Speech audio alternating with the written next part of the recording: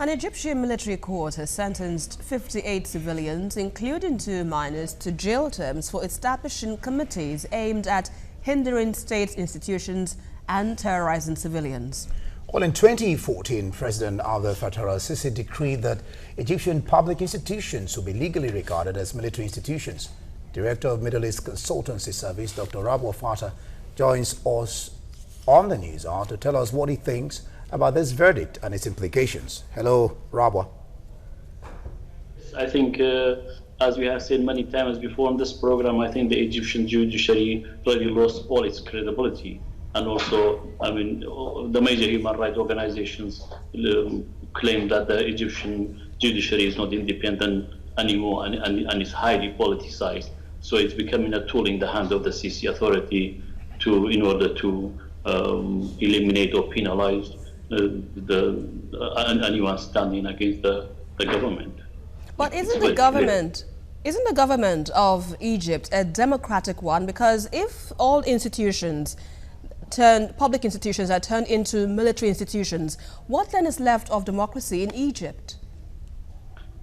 Well, I mean, it is clear that in democracy and in civil society, that the civil institutions play a major role in supporting the state institutions. But once in Egypt, the constitution decided that nearly all the government institutions, or probably all the government institutions, are military institutions, then this is a totalitarian system, and it's not really accepted around the world. It is obviously the issue starts from the new Egyptian constitutions, and there are a raft issues there, and a high number of issues that they are very controversial, such as like trying people in military courts and so on, which I don't believe anyone can be convinced that they will be tried in a fair and a legal way. All right, Rabwar, there's been this long-standing practice, just like you were saying, of trying civilians in military courts. This has been the major demand of protesters during and, of course, after the uprising of 2011, which brought down Hosni Mubarak. What's your sense of this? Well, my sense of that, first of all, it is very important to facilitate for civilians to take part in protests and demonstrations, obviously peaceful demonstrations and protests.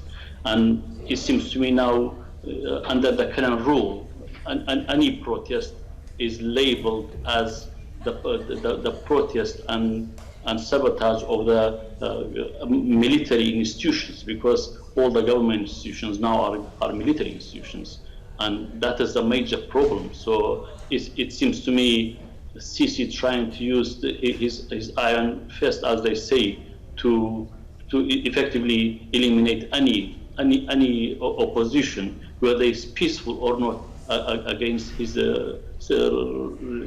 government, his system. So how are the people, going to react to this whole issue? Even though you said earlier that the system of government is being supported by the Constitution, how can the civilians now air their grievances without being clamped down or put behind bars for doing what they feel is right?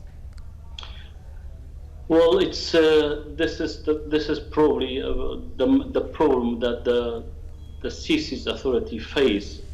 If this is the way they try to reduce the atmosphere for civil society and for civil liberties, obviously the country will be led to chaos, and sooner or later we see major protests, as we have seen in the past, against this authority too.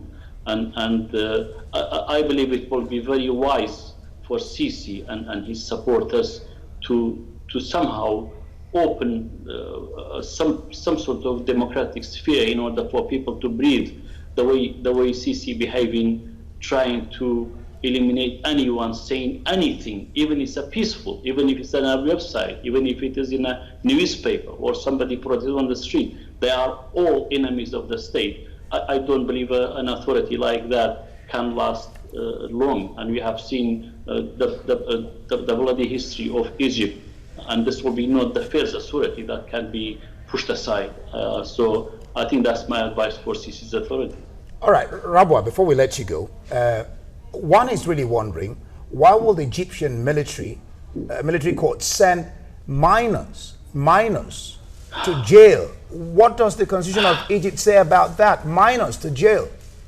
It is beyond me, to be honest, and I believe that because two of them are minors, and minors obviously, I haven't seen the evidence against them, but I believe those minors have not committed heavy crimes. Maybe they protest, which is their own right, and I think the Constitution would allow that.